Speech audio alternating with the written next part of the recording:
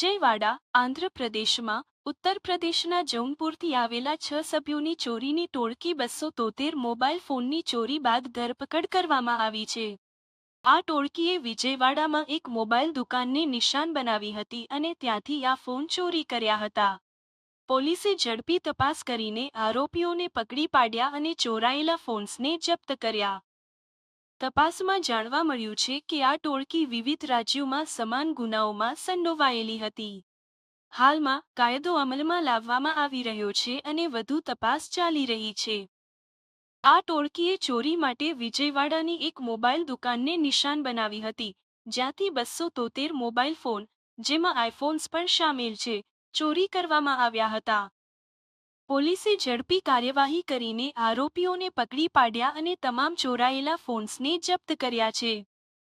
આ ટોળકી અગાઉ પણ વિવિધ રાજ્યોમાં સમાન ગુનાઓમાં સંડોવાયેલી હોવાનું જાણવા મળ્યું છે. હાલમાં કાયદેસરની કાર્યવાહી ચાલી રહી છે અને વધુ તપાસ હાથ ધરવામાં આવી રહી છે. આ ટોળકીએ ચોરી માટે વિજયવાડાની એક મોબાઈલ દુકાનને નિશાન બનાવી હતી, જ્યાંથી 273 મોબાઈલ ફોન, જેમાં આઈફોન્સ પણ શામેલ છે, ચોરી કરવામાં આવ્યા હતા. પોલીસે ઝડપી કાર્યવાહી કરીને આરોપીઓને પકડી પાડ્યા અને તમામ ચોરાયેલા ફોન્સને જપ્ત કર્યા છે. આ ટોળકી અગાઉ પણ વિવિધ રાજ્યોમાં સમાન ગુનાઓમાં સંડોવાયેલી હોવાનું જાણવા મળ્યું છે.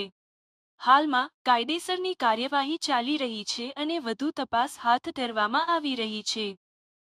આ ટોળકીએ ચોરી માટે વિજયવાડાની એક મોબાઈલ દુકાનને નિશાન બનાવી હતી, જ્યાંથી 273 મોબાઈલ ફોન, જેમાં આઈફોન્સ પણ શામેલ છે, ચોરી કરવામાં આવ્યા હતા. પોલીસે ઝડપી કાર્યવાહી કરીને આરોપીઓને પકડી પાડ્યા અને તમામ ચોરાયેલા ફોન્સને જપ્ત કર્યા છે. આ ટોળકી અગાઉ પણ વિવિધ રાજ્યોમાં સમાન ગુનાઓમાં સંડોવાયેલી હોવાનું જાણવા મળ્યું છે. હાલમાં કાયદેસરની કાર્યવાહી ચાલી રહી છે અને વધુ તપાસ હાથ ધરવામાં આવી રહી છે.